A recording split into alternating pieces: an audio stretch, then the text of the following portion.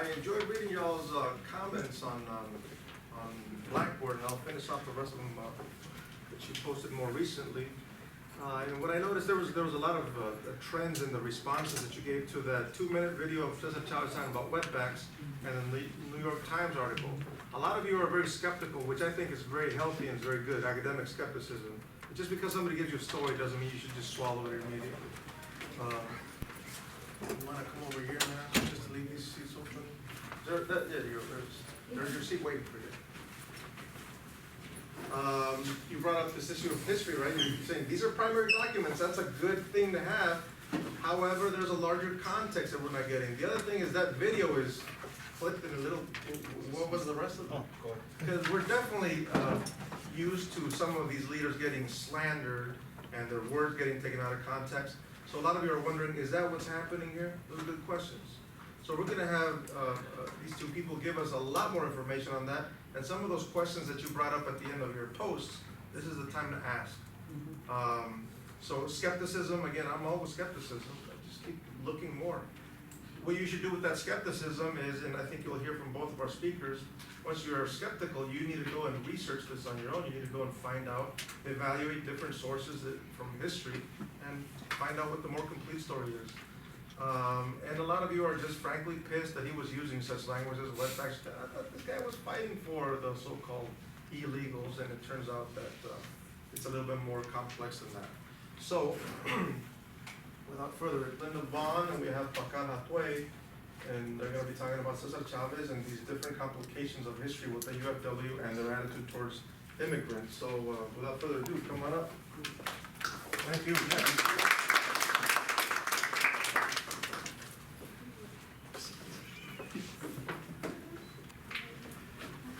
Everybody get the names? And we're going to allow some time at the end for question and answer.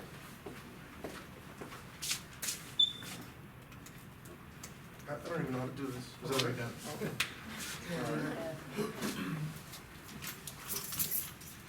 All right, good afternoon, everybody. My name is Baughn, and first of all, I want to say thank you very much to your professor, Dr. Gutierrez, for inviting us here, and most important, seeing the importance in this research that Linda introduced me to, and that I just fed off since then, and been working on it since 2013. So, how I'm gonna begin this is by basically giving you like a little brief history of how I got introduced to this information, basically like 10 years ago, and how that just snowballed to where we're at today. So, the title of my presentation here is Cesar Chavez and the United Farm Workers' Attack on Mexican Migrants. And the research that I've looked at is from 1967 to 1974. So here I'm pointing out saying it's rarely discussed in classrooms, never seen on murals, and it's absent in our collective minds. So, all right, having said that, 10 years ago. So how I found this information was, well, first of all, just to let you all know is that Linda and myself were community activists and organizers. We're students, and Linda's a professor at a community college, and I'm an aspiring professor. So, so that's how we ended up producing this information. Now, so in 2006, what was happening in 2006, there was like this real anti-Mexican, anti-Salvadoran, anti-indigenous actions taking place. And there was this two organizations that stood out in Southern California back then. One of them was known as the Minutemen, and what put them on the map was them going over to the Mexican and U.S. border and patrolling it and sitting down in their lawn chairs and reporting to Border Patrol wherever they see Mexican migrants crossing the border, like these white supremacists say, illegally. So that's how they got attention, national news. And then there was this other organization, they're called Save Our State. And basically what they did here in Southern California was basically they'll go to day labor centers and they'll protest outside of day labor centers, like say like at the Home Depots and so forth. And they'll be out there with signs that say, you know, deport these Mexicans back to Mexico, you know, stop the illegal invasion, deport illegal aliens. And so it was this information that, these were some of the activities that were going on, some of these actions that were going against people of Mexican descent who were here as migrants.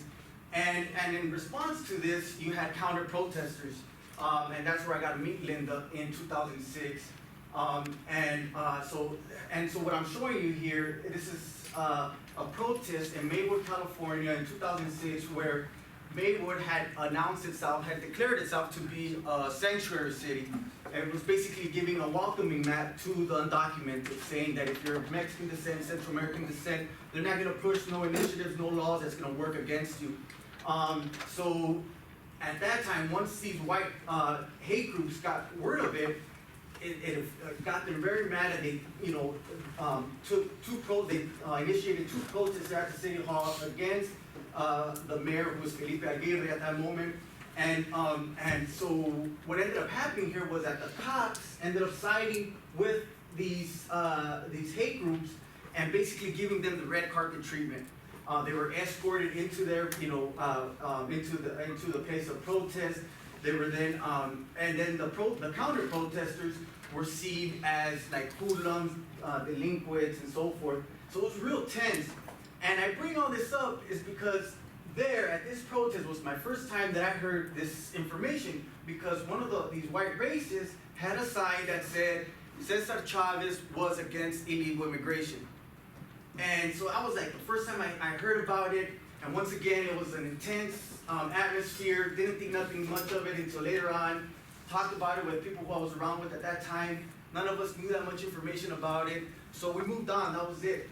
And so that's when first this idea that, that Cesar Chavez, this nonviolent figure, was, against, what these people are calling illegal immigration. So now just to fast forward to 2010, I'm wrapping up my minors in Chicano studies, and I'm in a Chicano studies class like you all here today, and we're studying the Chicano movement. And so we're reading good information. One of the books that we're reading is Brown-Eyed Children of the Sun by George Mariscal. Some of you have all read it maybe, or will be reading it. The other one is Youth Identity Powered, the Chicano Movement by Carlos Munoz. And what was very interesting about it was that when they talk about Chavez and the UFW, what we do understand here is that the UFW and Chavez did take, they were against the Chicano nationalism. They were against, and they seen Chicano nationalism as being divisive and to a certain extent racist. So they separated their struggle from joining forces with people like the Brown Berets, the Mechistas, the Lopez Tejerina, and so forth. But nonetheless, all these mentioned organizations and individuals that I'm saying, they still gave support to the UFW. So this is what I learned from these books, but at the same time, I was, this message that I couldn't erase from my head when I seen the sign there at this protest. So I asked my class members and my professor at that moment, I go, is it true that, Cesar Chavez was, calling Border Patrol on our people and so forth, And so I brought it up, like intimate, it was a good, intimate class, we're watching good stuff, learning good stuff. And so one of my classmates, I remember her saying, she was a law student at the same time, she's all, nah, Chavez, he could not have done that, he was not like that, he wasn't about that life and so forth. And so I was just like, all right. So then the professor, vaguely echoed what she said. She's like, nah, that's not true. So that was that. That was 2010. I wrapped it up, and so now fast forward now to 2012, early 2013. I crossed paths again with Linda. And now we're we're part of the master's program at Cal State LA as history majors, and she calls me one day and she tells me, man, I'm doing this research paper on Cesar Chavez, the UFW, Cesar Chavez hunger strike, and how that changed his whole persona and so forth. And then she goes on to talking about and that the UFW called the migrant Mexicans illegal, wetbacks, and they had something called the wet line, where they were going down and physically beating, they're going down the border and physically beating some of the Mexican migrants. And then her friend Epifanio Camacho seen it, was there, was against a lot of these actions. So she's dropping all this information on me, and I'm like, oh shoot. And then she ends it with saying, yeah, the professor's giving me a hard time about writing this. And I'm like, well, from what you're telling me, this sounds real good. You know, and if anything, like, where are you getting this information from, right? Like, I wanna know about this, right? And so she tells me it's right in Cal State LA. It's the newspapers at Malcriado. And so she sends me to, you know, the actual source. This is one of the coverings of the UFW's newspaper. It's called El Malcriado. That was just like the Brown Berets had their La Causa newspaper. You know, and the UFW had theirs, and it was called El Malcriado. And so she sends me this. So I'm like, all right, you know, full throttle, then do your thing, you know, keep me posted on how it goes. And then at the same time, I put aside my work, and then it took me like 2 weeks, and I go down and I start reading El Malcriado. You know, it's like these are primary sources, right? These are the actual written by the UFW, right? And this was all new to me, this whole wetback thing and all this. I was like, and this is 2013. So I start reading this information, and as I'm reading this information, like, bam, you know, titles like this come out, the wetback game. And I know there's a lot of information here, but there's one little article that'll kind of summarize what all these articles are saying. But nonetheless, what's shocking to me is I'm finding these titles, right? The wetback game, wetbacks flood California. Down here, the wetback scabs, and then so this kind of like encapsulates like some of these articles that I just shared with you. So here you go. It says the wetback scabs. One of the major problems within the strike is the great number of wetbacks or illegal immigrants who have been continually brought in to do the farm work that the strikers have left behind. There are very few local farm workers still working, and most of the people who are scabs are either wetbacks or people from outside of the center area. So just on the topic of wetback and this racist language being used, I was like, what am I reading, right? I'm at the library, I'm by myself, and I'm like, dude, I'm like, kind of like, who's producing this literature, you know, like, and because obviously the murals don't talk about this, right? Our professors don't even talking about this, and so I'm like, wow, you know, so it got kind of a little intense for me, and so I'm like, you know, so so the previous articles I just shared with you were articles of that didn't have like who wrote the articles. It's just like random, you know, updates on what's happening. But then I start reading more into it, and then here you have the vice president of the UFW by the name of Julio Hernandez. And, you know, again, in this article, they're being asked, like, so is the UFW anti-Mexican, or is it anti, you know, people who have their permits to be here, like the green carders? And no, like, he's all, nah, like, you know, it's these wetbacks that are the problem, it's these strike breakers that are the problem. And so that's when I realized that the use of, we're just looking at the word wetback and this constant use of it, is not only being used, that it's being used by people of all ranks within the UFW, right? So it's not only just these random articles in the Malcriado, but it's their vice president. And then here I'm quoting Chavez saying, you know, he's responding to Dolores Huerta, where Dolores Huerta is saying, hey, shouldn't like, you know, they're illegals, but they're, you know, what makes them illegals is their actions, you know. And so he responds by saying, no, a spade's a spade. You guys get these hang-ups. God damn it, how do we build a union? There's wets, they're wets, you know, they're wets, and let's go after them. So you all seen that 2-minute video of Chavez, right? Where he, you know, once again describes our people of Mexican descent as wets. And then, so this information I'm getting from this one book called The Crusade, Cesar Chavez, by Miriam Powell, published in 2014. And she elaborates on a lot of this information, and that's why I'm getting this, I'm citing this Chavez from her research. So this is where I'm seeing that this information is being, this language and this racist description towards the undocumented is used by people of all different ranks in the UFW.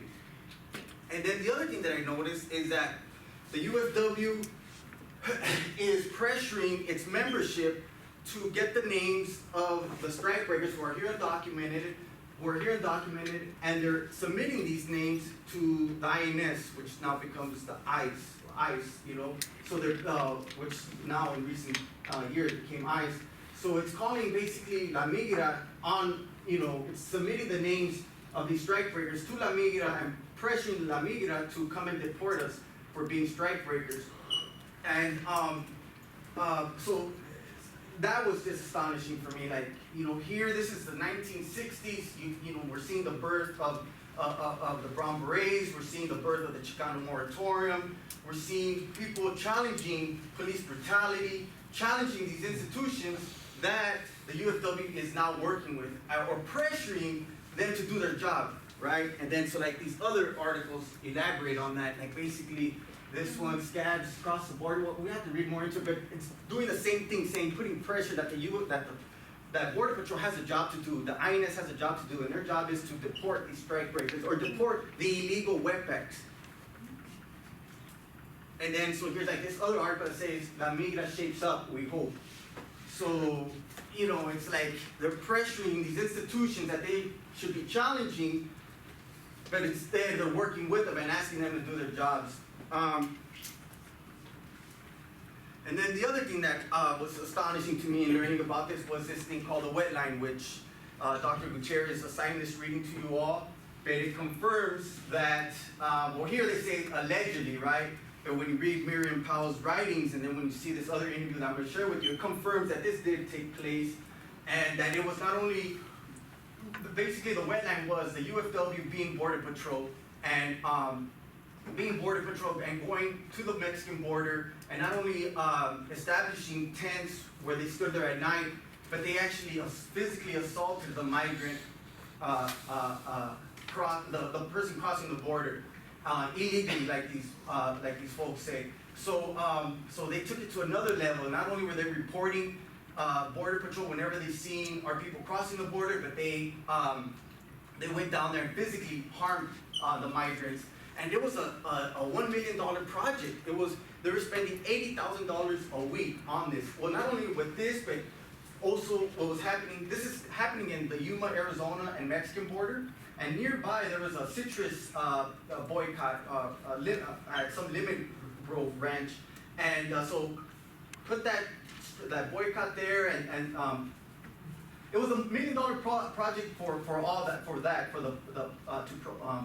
to boycott the lemon grove and to do this wetline project. So it was $1 million thing. And once again, this is information that this book elaborates on, confirms. And elaborates on. So for me, I was just like, wow, what's happening here? You know, so that guy did, that white racist with that sign that said, you know, Chavez was anti-illegal immigration.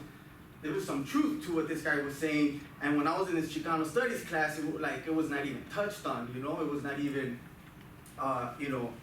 they didn't, you know, tell me go read this or do that, which is what I was hoping. So, so having said all this, now I'm going to share this very important video of a friend of Linda Baughn who lived through this situation, who was a former UFW member, he was a picket line captain, he was a farm worker. So this gentleman was not just in the office with the UFW membership, he was working 6-7 days a week, getting sprayed by pesticides, getting abused by the white racist rancher.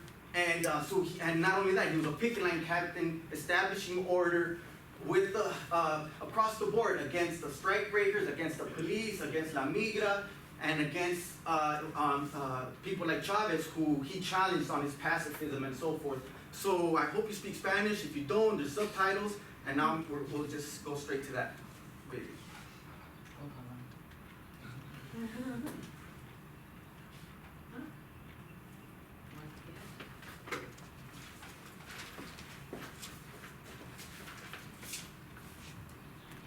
Pero sería la tendencia de echar a la culpa a los indocumentados. Y yo como que sí aceptaba ese de que eran los indocumentados. Pero a veces yo decía, pero si son trabajadores y no no saben qué hay huelga, I'm gonna start all over. pero rancheros los traen.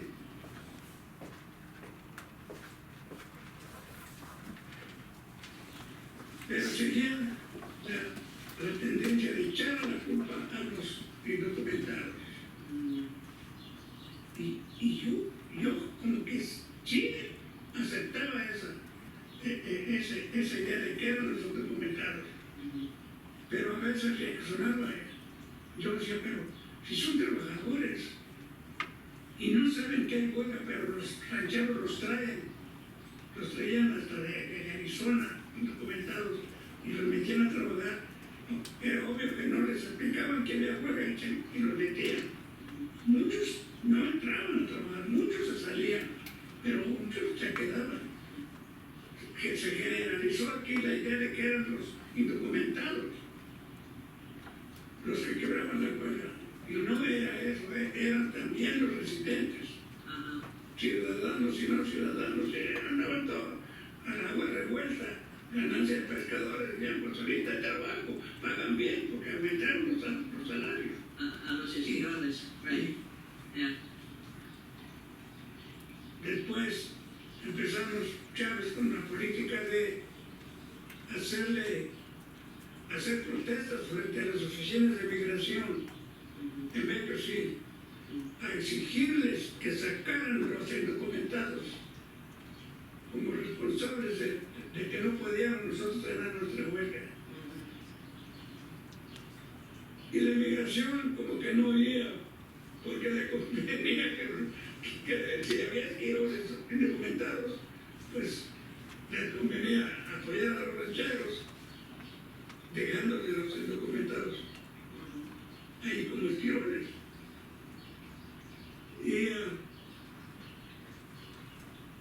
Pero yo ya no me gustaba la cuestión de que Chávez pasó la regulación. Todos los huelguistas deben de traer nombres y domicilios de indocumentados para que el comité de huelga les eche la inmigración. Y así llegaban cientos de nombres y domicilios de indocumentados. Wow. A mí me cabe la satisfacción de que yo nunca quise dar un nombre de ni un nombre ni un domicilio. Ya veía yo la cosa como que ya era una cuestión muy directamente en contra del indocumentado, cuando no eran ellos los únicos, pero a ellos se les echaba toda la culpa. Y así hubo muchas protestas en frente de las oficinas de migración en Bakersfield. Y era una lucha así, ¿no? De racismo. Y hubo una entrevista con la televisión en Los Ángeles, yo fui con Chávez, y ahí Chávez, en su declaración que hizo ante la Cámara, dijo que había que cerrar la frontera para no dejar pasar al indocumentado. Eso no se llevó a cabo, pero sí se seguía discutiendo, ¿no? Aclarando que muchos indocumentados participaron con nosotros como huelguistas también. Caminaron hasta Sacramento durante la marcha que habíamos hecho. Y cuando se firman los contratos en junio de 1970, lo primero que hizo Chávez poner en la ventanilla arriba, de la ventanilla donde entregaban las tarjetas del despacho para ir a trabajar, en la ventanilla arriba puso con letras grandes: todo un trabajador que no cuente con papeles de residencia legal no puede ser miembro de este sindicato. Aunque habían participado en la huelga. Los que habían caminado inclusive hasta Sacramento quedaron afuera. Entonces, entre ellos, pues, había muchos indocumentados y otros que esperaban mejores condiciones y aunque eran de aquí, pues no estaban muy tampoco de acuerdo con eso, ¿no?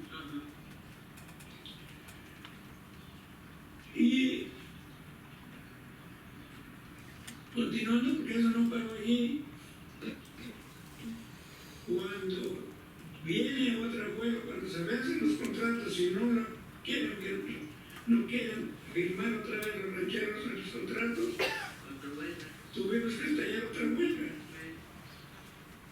Y como seguía la creencia de que eran los indocumentados, Chávez puso en la frontera se llamó la línea mojada. Cada tanto de distancia ponía una caseta, cartas con lona por miembros de la Unión, para ayudar a la migración a detener los indocumentados. Yo no participé, yo no quise ir a esa línea mojada, pero sabía cómo estaba funcionando. Golpeaban a muchos indocumentados. Y eso se publicó en los periódicos, el New York Times. Sí. Se publicó eso. El caso que, simbólicamente o no, ahí estaba la mejor prueba de cómo el sindicato adoptó una posición muy racista en contra del indocumentado. Y pues eso afectaba mucho el movimiento.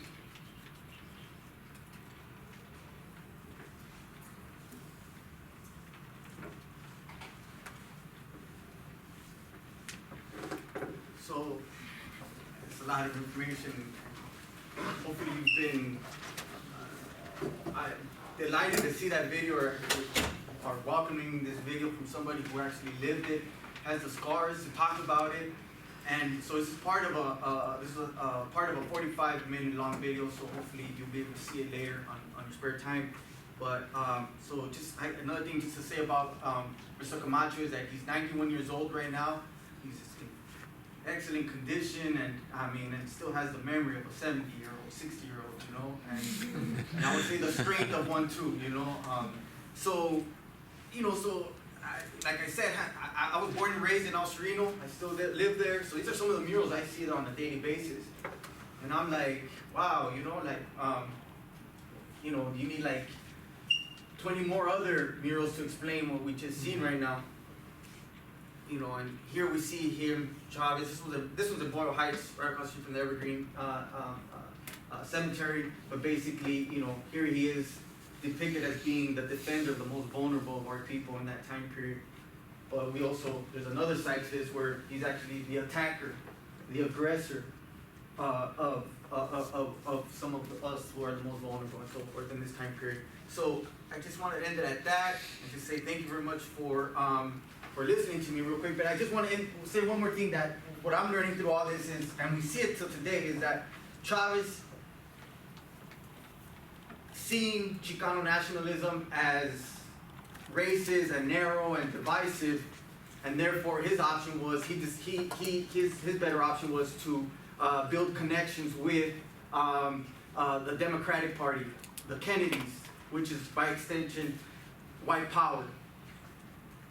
And and we see that today. It's consistent with Dolores Huerta continuing to promote the Democratic Party. So I just want to leave it at that. And thank you very much for watching.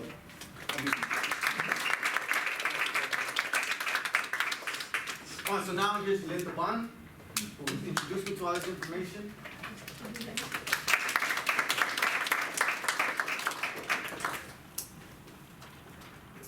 Let's see. It should be ready for one day. There we go.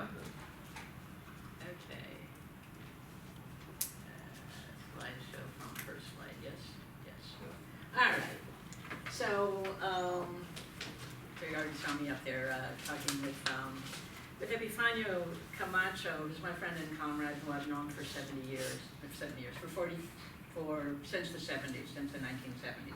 I'm 70, that one. I've known him since the 70s, and that's how I've known all this for a long time, right? Because I've heard his stories. You know how old people are. You know, we tell you our stories over and over again, and since I've known Camacho for a good while, I've heard all of these stories. So I sort of, when I interviewed him, this is the second interview that we did with Baughn. This is the one that actually turned out. We did this in February, actually, we sort of knew where we were going with it. And I want to sort of, I think all this is pretty troubling, actually, and I do think it's counterintuitive. I do think it's like, and I think the skepticism is really healthy. I have a list of primary and secondary sources on my last slide, which I think there's probably a better way that you could get that information than copying down everything, like a whole list of things off the slide, don't try. But I will send them to you and make those available. Because I think I mean, really, who should believe everything you hear? That doesn't make sense. But I actually think the best book about this is Frank Bardichie's, whatever it is. Tramping Out the Vineyards, right. So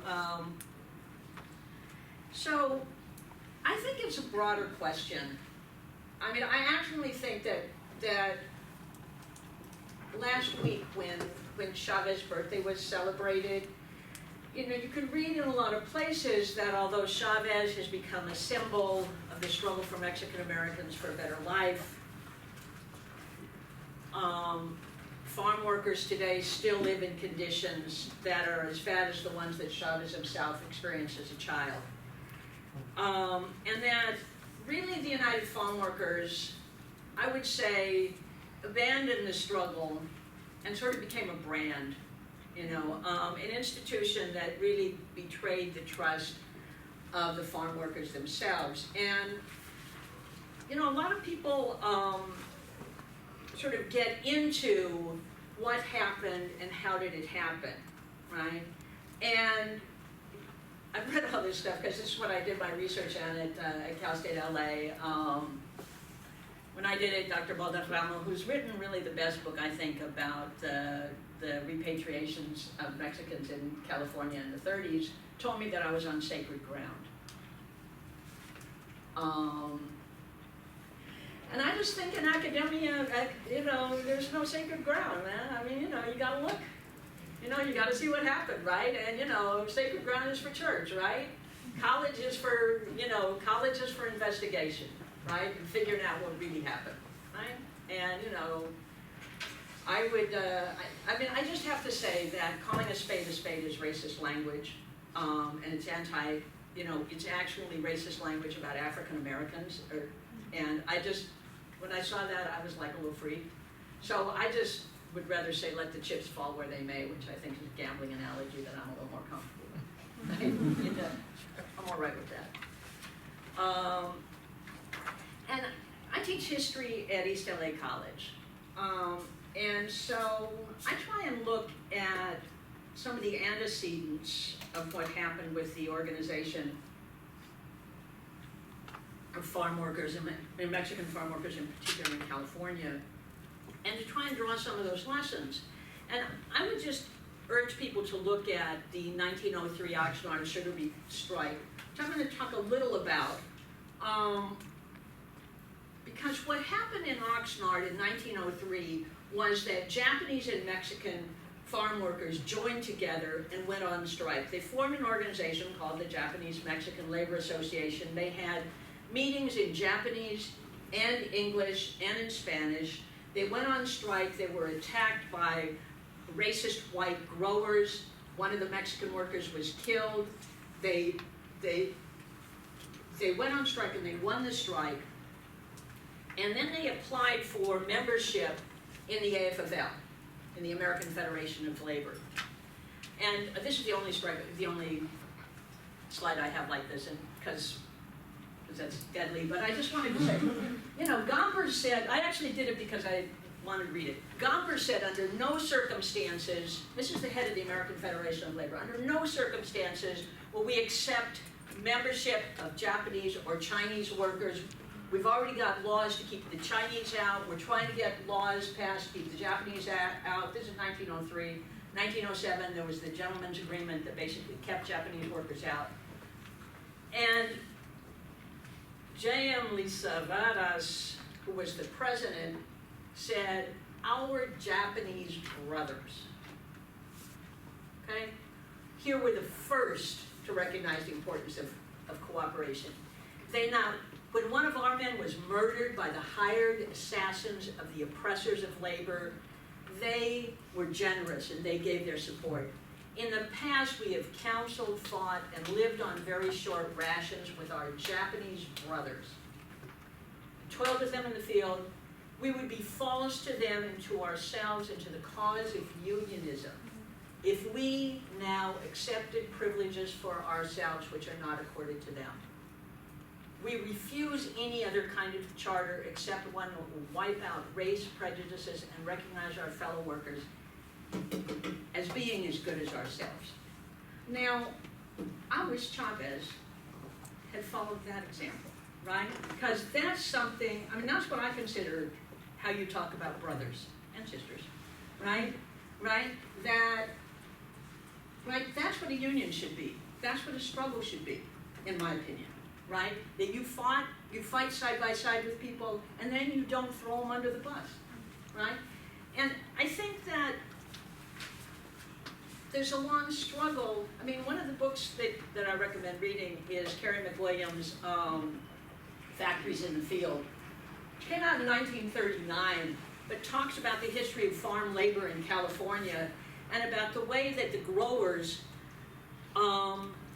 periodically brought in new groups of immigrants. He talks about Chinese, Japanese, Arabs, Filipinos, Mexicans, over and over again. And each group of immigrants that has come in, the growers, bosses, used racism against that group to divide the workers, right? And in a very particular case, with undocumented workers,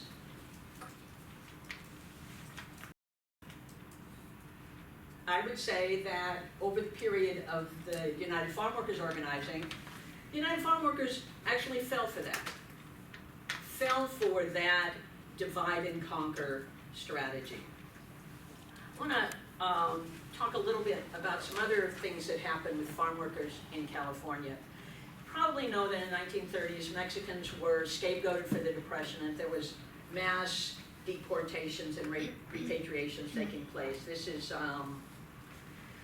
the aftermath of a big raid in 1931 in Placito Rivera, where Mexicans were deported. And I think probably a lot of people know about that, actually. I think fewer people know about the 1933 Pixley cotton strike. You know, at the same period when Mexicans are being scapegoated and attacked, a group of farm workers, thousands of farm workers, go on strike. Pixley is actually halfway between Delano and Fresno. Arvin is between, I told you wrong the last time we were talking about this. Arvin is between Delano and Bakersfield. Pixley is between Delano and Fresno in the middle of the San Joaquin Valley. Thousands of workers went on strike in spite of I mean, you might think that, you know, there's all this scapegoating and all this racism, and people would try and stay in the house or something, right? These people are out there fighting for a better life, for higher wages, and for respect. And one of the things that I want to talk about because I think this picture in 1933 shows something kind of interesting. I mean, when workers go on strike, they band together to withhold their labor. This is the only thing that the working class owns, actually. The boss can't make a profit without their labor. Workers can use their unity and their willingness to sacrifice a paycheck in the short term for the possibility of long-term gains. A bigger share of the wealth they produce, safer, more secure working conditions, respect. So picket captains organize the workers to picket outside the factory or the field to let other workers know that there's a strike going on, and that they should support their fellow workers, right? So you can see that's what they're doing here in Pixley. These guys are outside the field, this cotton field. There are strike breakers inside, right? There are some people, Camacho calls them esquiroles, El Malcriado calls them scabs, I call them scabs or backstabbers, people who are willing, even though they know that there's a strike going on, to basically stab other people in the back and go in and break the strike. And I would say that question of how you deal with scabs becomes a very important point in every strike, right? And you can see here in 1933, these people calling out, you know, you see they're using the trumpet and calling people out, you know, saying, you know, there's a strike going on, brother, come on out, don't be a backstabber, don't be a scab, come on, you know, come on out and join us. You can also see the police in the picture, right? Now they're making sure that these folks stay off the field, right? Because really, you can see that without the police there, that what you want to do is go in and grab these fools and drag them out, right? I mean, because you do, right? Because you're on strike, and what are they doing, right? They're stabbing you in the back. And that's, see, the real contradiction in the strike, right? And why they have the cops there. And what the role of the police is in protecting,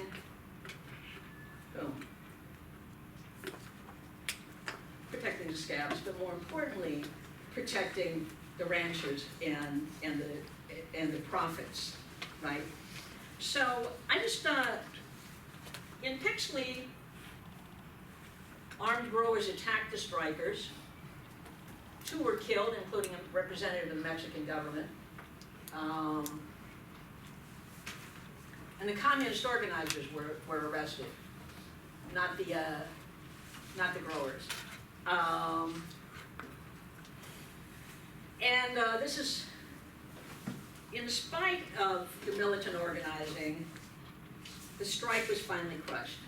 These folks were going up against the entire ruling class and the state. And in fact, in this situation, they did not have the support of the rest of the working class.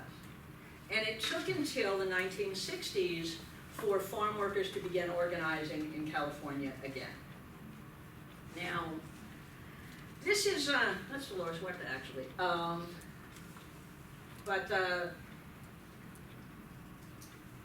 United Farm Workers was organized in 1965. 63, they started doing sort of community organizing, going around and talking to people, building an organization. They started putting out El Malcriado the end of December of 1964. The first strike they had was in April in the Roses, led by Epifanio Camacho, who you saw in the interview with me in April of 65.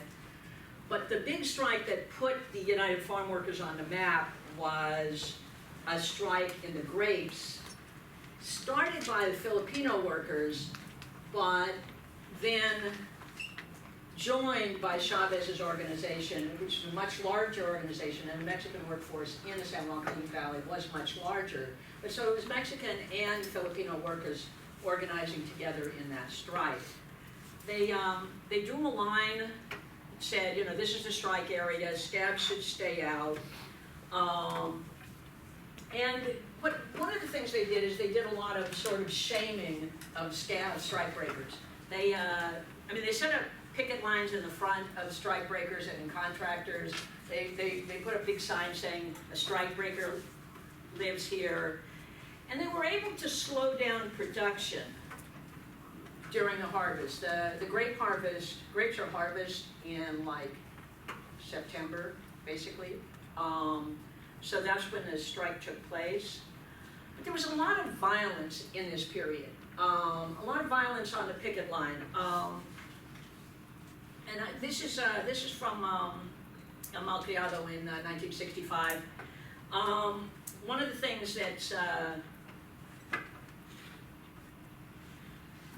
that's more interesting is the one where it says Radovich sprays 16 strikers with blinding sulfur. Sulfur is used as a pesticide, but it's not good for your health. And on September 25th, one of these, the son of one of these growers, drove his spray rig past 16 pickets blanketing the workers with deadly sulfur spray and turned around. Actually, this El Malcriado doesn't say this, but Camacho was one of the guys who was sprayed. It says he was sprayed. What it says he was sprayed, but it doesn't say is what he did, which Eugene Nilsson, who was one of the strikers that's mentioned in the other book, in his book Huelga, says that Camacho turned around and started chasing Radovich's truck and calling him everything but a child of God as he was running after him. And when you see him 92 years old, it's kind of hard to know that, but he was like, he was serious. You know, and what I think, I mean, the strike dragged on with some victories, went into the boycott. There was constant, I want to fast forward to 1968 because I think it's the crucial period. On Valentine's Day in 1968, the Kern County Superior Court charged Cesar Chavez, picket captain, he was the picket captain, he was in charge of all of the pickets for the whole union. Picket captain Epifanio Camacho, and 300 John Does of contempt of court.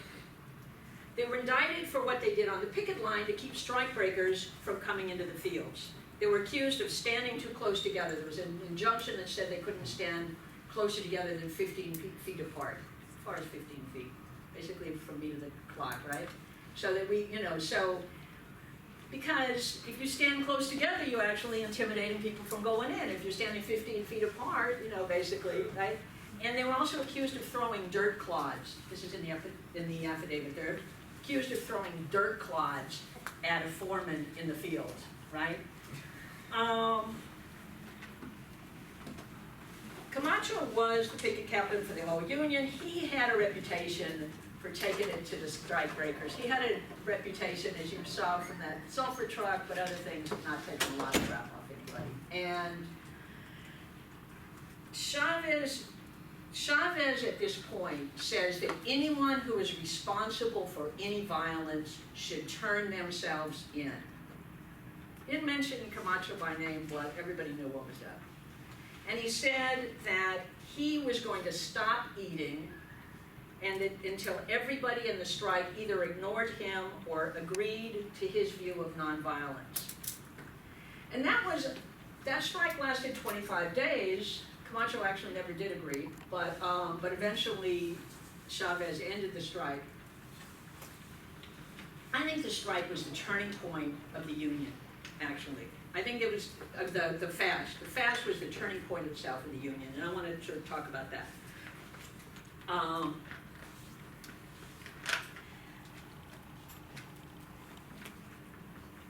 would say that I came to that conclusion talking to Camacho, reading all of the El Malcriados in the basement, and a lot of this stuff is available online, and a lot of first-person experiences.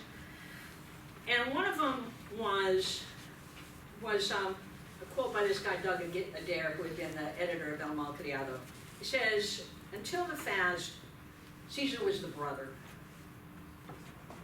After the fast, he was going to be beatified by the Catholic Church. He was going to be made like a saint, right? And that, I think that was a shift. But you can also see a shift in the United Farm Workers in a lot of other areas as well. During the strike, Chavez became synonymous with the union. During the fast, he became a saint. When he was fasting, he had this little house on the 40 acres, which was the union compound. It was 40 acres, it was a big place. During the fast, no cars could drive onto the 40 acres, right? Which is less, and people would like crawl on their knees to the place where Chavez was fasting. And Adair says, and I agree, that that's not a good way to build a democratic organization, is that if you're crawling on your knees to people. When he went to court on the charges, mentioned above, as he passed, there were all these people lined up. As he passed, people fell to their knees. So this is an interesting way to see a human being, right? That you're going to fall to your knees when they pass by. And you can see this. Another thing that happened during the strike, I mean, the fast was about nonviolence, right? But before, I mean, I think part of the mythology about Cesar Chavez and about the Farm Workers Union is that it had always been a pacifist union. It's just not true. I mean, this one says, well, in April of '65, sometimes I just gotta tell you, you start doing research and you have no idea what you're gonna see, right? I'm down in the basement at Cal State LA. I pull out an April 1965 copy of El Malcriado, and it reports that a foreman had pistol whipped a farm worker, a guy named Leobardo Lopez, in front of his father, wife, and younger sisters, and when he fell to the ground, shot him, but not fatally. His father hit the contractor in the head with a farm implement, como buen mexicano. That's what it says in El Malcriado, right? And then El Malcriado concludes that Lopez's father debería haber dado en toda la torre al contratista. Now that, What does that mean? I'm just about to say, I think you have to say that he should have effed him up. I mean, I just think you've done that, somebody in toda la torre that's not pacifist language, right? I mean, right? I mean, you tell me, yeah? Okay? I mean, debería de haberle dado en toda la torre? That's not pacifist language. That's it, should have effed him up. Right? I think, I don't know. It's not, I mean, that's what I think. That's how I think I've heard people use that, right? Yeah. So here it says that strike breakers are dogs who should get exactly what they deserve, right? Each of these dogs should get exactly what they deserve. I mean, you know, legally you're not trying to incite to violence, but I don't think that's pacifist language. I mean, I really don't. Camacho. This is Camacho during the strike on the back of his truck. He was famous for having like a catapult on the back of his truck to throw dirt clods at the scabs. The Filipino workers, particularly the young single Filipino workers, everybody knew they had knives. Other people had talk about in their memoirs, all this stuff is available online, that they had slingshots. You know, so there was not a uniform position of nonviolence before the fast. But after the fast, that's what it was about, right? That's what it was about, was nonviolence. And that orthodoxy was imposed by the fast. Now, another thing that happened after the fast was an emphasis from the strike, going from the strike in the fields to the boycott. And if you talk to anybody in my generation who was around during this period, there was boycotts at every grocery store from Canada to London, all across California. My kids grew up never eating grapes, right? Because you just didn't eat grapes. I mean, there was a boycott, right? But that takes the struggle away from the strike on the picket, from the struggle on the picket line. And eventually, you can see that change in El Malcriado. In the early days, it's all about the strike and people on the picket line. After '68, this is August of '68. It's the boycott, right? You see, it's the boycott here that's screwing the growers. That's the main weapon that the union has. And as you can see, it's big city mayors, liberals, white people in the cities, I would just say, thank you, right? And the Democratic Party.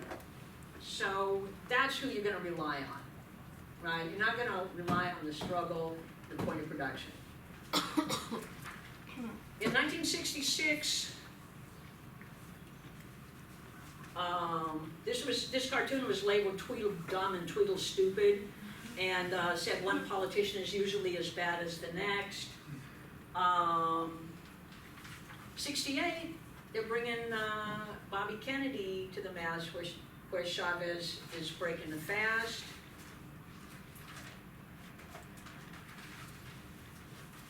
Chavez, in August, Chavez is meeting with Vice President Humphrey. Here, this is November '68, and they're endorsing every Democrat there is, right? Secretary of Labor Willard Wirtz, Vice President Humphrey, Alan Cranston, who's the Democratic nominee for senator. They're part of the Democratic Party, like Dolores Huerta is with Hillary Clinton's organization now, actually.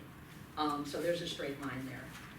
I would say the most striking shift is where we started this, with the question of how they dealt with immigrants. And this is a letter written in '65 to Governor Brown, saying that it's a big insult if he supports the importation of braceros. Now, it's a complicated question, because the bracero program was used. I mean, if you're here as a guest worker, as a bracero, you don't have rights. And braceros were used to undercut the conditions of organization. So I would say it's a complicated question. The question is, what do you do about it, right? And I would say, if the entire capitalist class has set up a system where they are gonna screw over some workers even worse to undercut the rest of us, you can either join in attacking those workers, or you can defy that and organize everybody like the Japanese-Mexican Labor Association. And I mean, you got a choice, right? And I would say that the United Farm Workers took the wrong path in that choice. Oops, that was okay, so how do I go back? Yeah, The back arrow.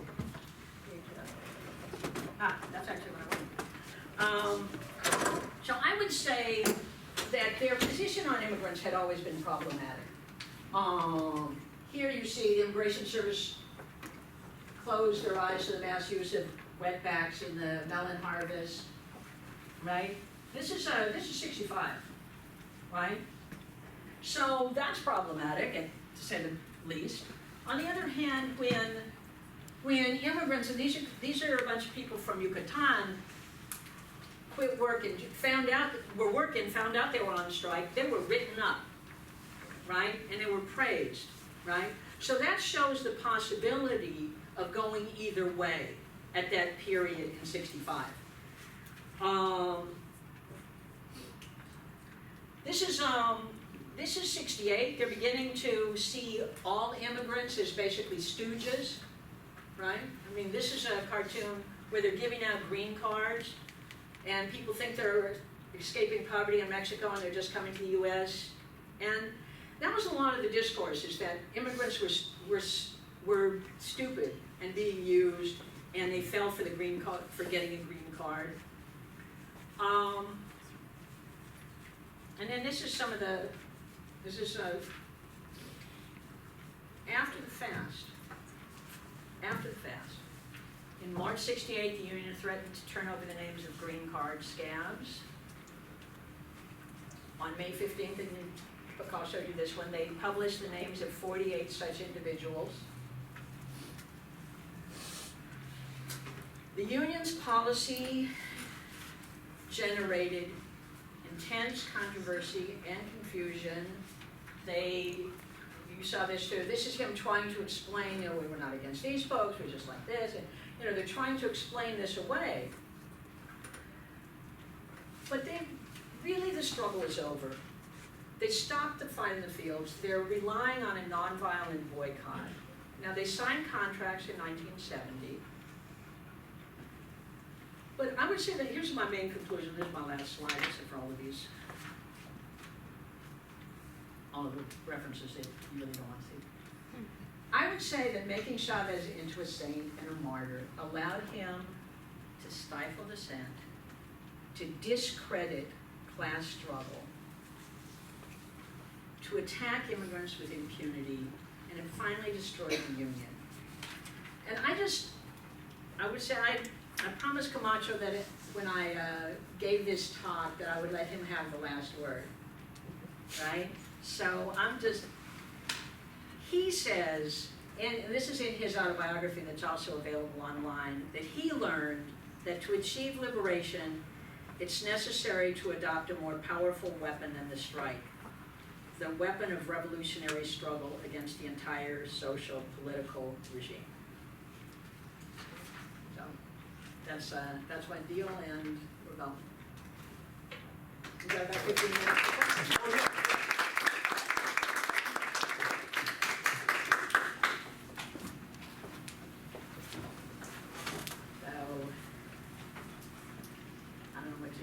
Yeah, so I guess at this point here, That,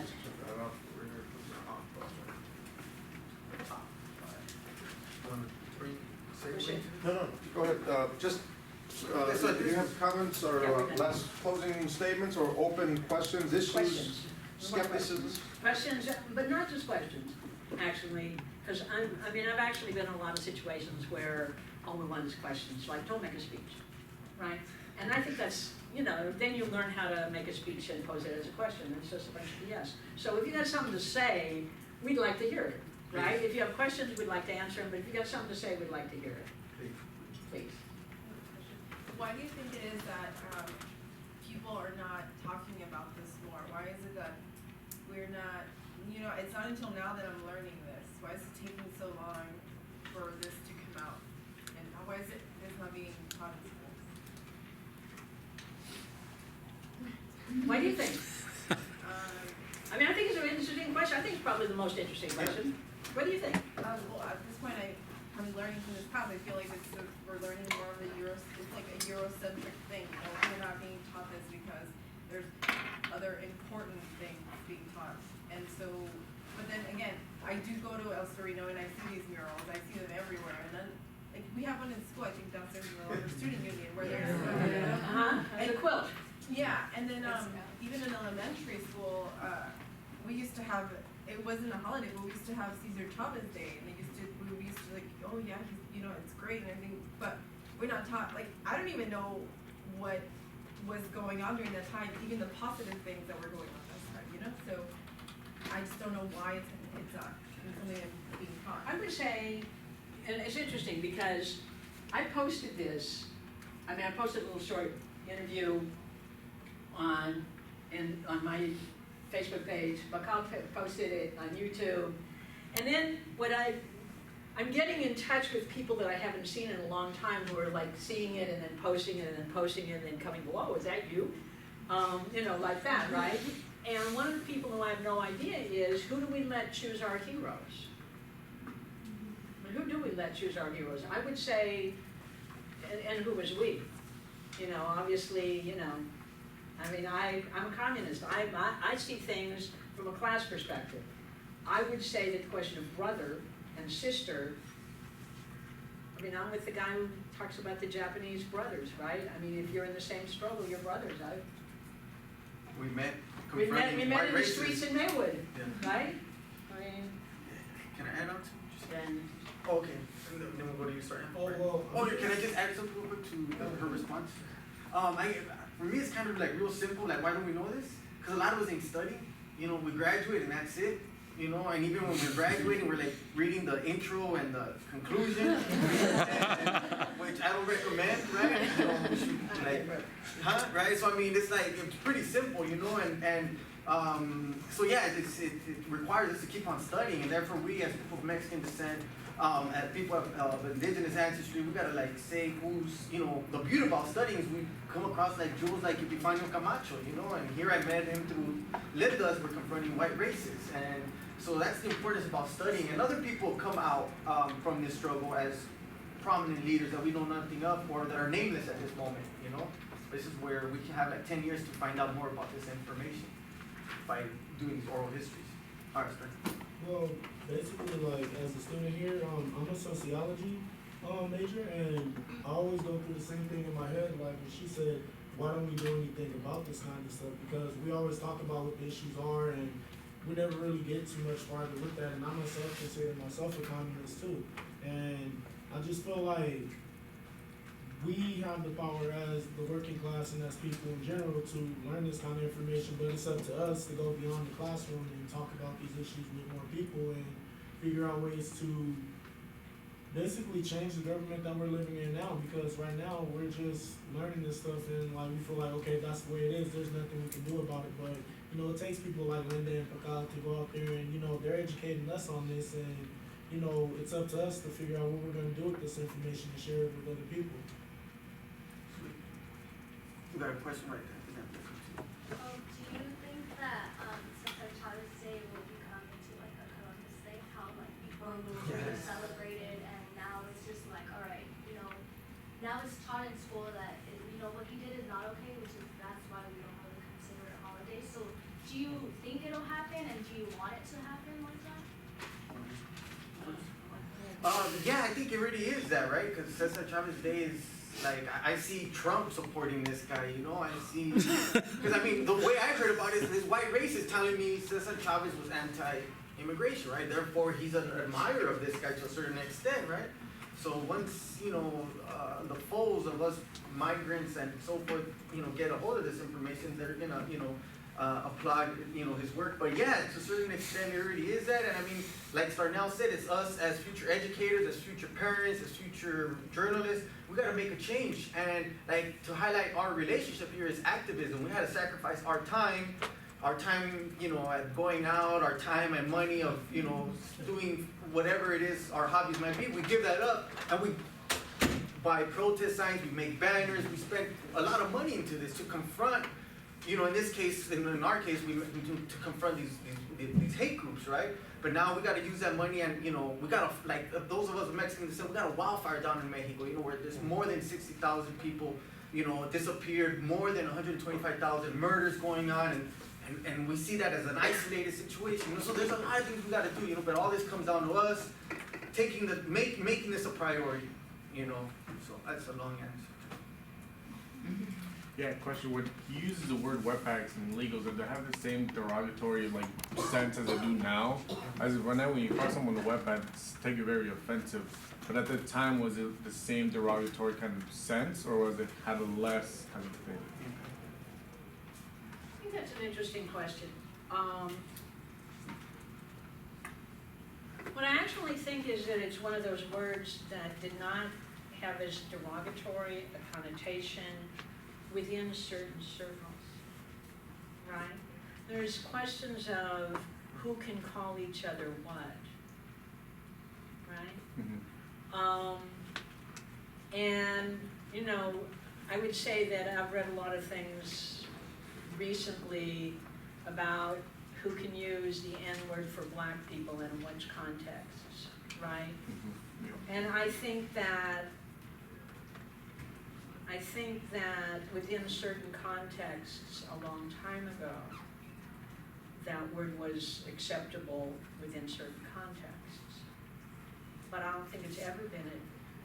I mean, I just say, I have to say something that happened right last year. I mean, I teach at East LA College. We use this book, I don't know if you guys have taken, anyway, we use this book by an American historian named Eric Foner, who's a pretty, he's not one of the most reactionary historians out there. His whole thing is about Reconstruction, this and that.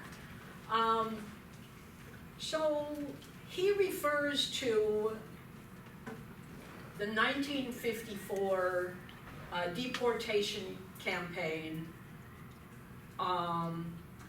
as Operation Wetback, where they sent the army into Mexican neighborhoods and rounded up illegal aliens without, I mean, just like that, without quotes or anything, right?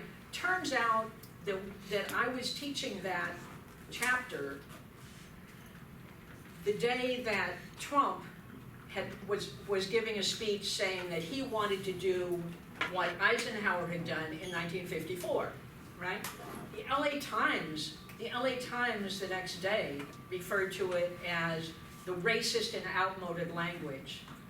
And, you know, at least, and used the term illegal aliens in quotes, right? So I would say that the LA Times got the memo, right? That that's not okay to talk that way. I'm not sure that changes their basic position, but they did get the memo the editorial policy memo about what to say, right? I think in the 50s, people hadn't got the memo, right? But I think it was always deeply racist. Can I ask something? That's a long answer to a short question. Sorry. No. When you read like Alsa by the Brown Berets or any Brown Berets article, you get the sense of what they call carnalismo. So it's like that brotherly, respect. And then there's this book called Mirrors in the Walls or Walls in the Mirror by Gutierrez. It touches on that, and there's a beautiful response to Chavez and the UFW's anti-Mexican, anti-migrant policies and so forth and actions. And it talks about like these are our carnales, and these are our brothers and sisters. So there is like this totally opposite response and view that they have, where they obviously don't use this word. Yeah. By the 60s. Yeah. By the 60s. So I guess someone else. There was a. Honestly, I don't know. Like, history is not my topic, so I'm just wondering why is like Chavez like a big influence for us, like us Mexicans, is like now finding out that he's talking, pretty much like you said, like putting Mexicans, like throwing them under the bus, like calling them wetbacks, illegals. Like, well, what did he do in the first place that it was actually like a good, positive like impact to us? Sorry. I would say that in 1968, when Chavez made it clear that he was going to break with militant class struggle, that the Democratic Party decided that this was an important electoral base, and that Bobby Kennedy went with him to the fast. He was there, Chavez was there, it was here in LA when Kennedy was killed. I think it was part of the electoral strategy in 1968 I mean, it's the 60s, right? And people were doing all kind of stuff in the streets, including the Chicana moratorium, where it turns out I first tasted tear gas, but there were a lot of us in the streets and pissed off, and I think that Chavez was helpful to the ruling class in bringing Mexican Americans into the Democratic Party.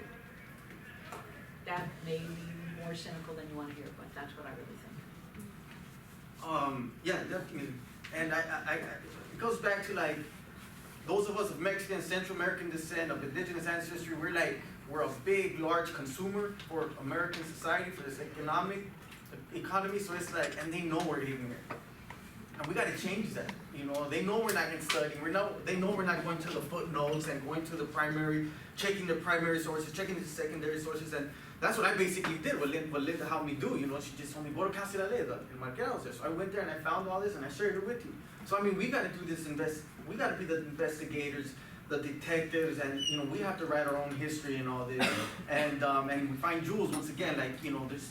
I hear Camacho talk about women showing up with him to these picket lines with with knives underneath their shirts and stuff like that. Like they ain't taking no BS, and they're not with this pacifist thing, right? So how do we know about this? By studying and then asking and then going out there, taking the time instead of buying money for the new Jordans or whatever, on gas money and your equipment to be able to conduct this oral history or so forth. One question. I think you mentioned something of a group called Lopez Tejan. Tejerina. Yeah, I've never heard of that. Well, it was a land grant movement in New Mexico. Okay. And basically, that was a very militant struggle there. My critique is that he's using Spanish documents to claim the land. Okay. We Spanish. We're gonna talk about that. All right. On the shoulders. Yeah. Yeah, we are out of time. I have an unfair question because it demands a long answer, but you have a minute, I guess. For both of you, you mentioned communism and you mentioned Chicano nationalism. Can you give us the ultra abbreviated version? What is a communism? What is a nationalist? I'm sorry. Okay, time's up now. All right, so Chicano nationalism in the 60s and 70s it was like the birth of us reclaiming our ancestral lands under the name of Aztlán, right? And it was articulated to a certain point, but it was still vague. But nonetheless, people got consumed into their professions, into the Democratic Party, and that vision got lost. I see myself as a student of that school of thought that this is still our land, and we should identify with like the Tomba, the Hashemen, the Kawila from these indigenous lands, and we gotta, speak for them and see ourselves as being in our home. This is an extension of our home, just like a Tomba from here is at home in El Salvador or in Michoacan and so forth. We have the right to migrate within our continent as indigenous people, and that's something that was, you could say, that form of thought, these form of actions, which just got like cut during this time period. So Chicano nationalism was that thought of this is Aztlan, this is our lands, and we're taking it back, and we got to embrace our indigenous identity, but it was short-lived. And I would say that as a communist, what I say is that the main divisions in the world are not between ethnicities or the races that have been created to divide us, but that the main thing is where we are in society. Do we work for a living? Do we only have our labor power to sell, or do we work for somebody else? And that we have everything in common as workers all around the world, and that borders and races were invented to keep us apart.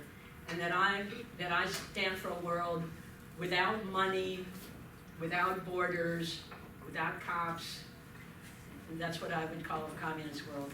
Do you think the U.S. will embrace that frame of mind in the future? I think that communism will require a revolution, and I think that if I can embrace that, if I can embrace this as a white girl growing up in the San Fernando Valley in the 1950s, why not everybody? Thank you.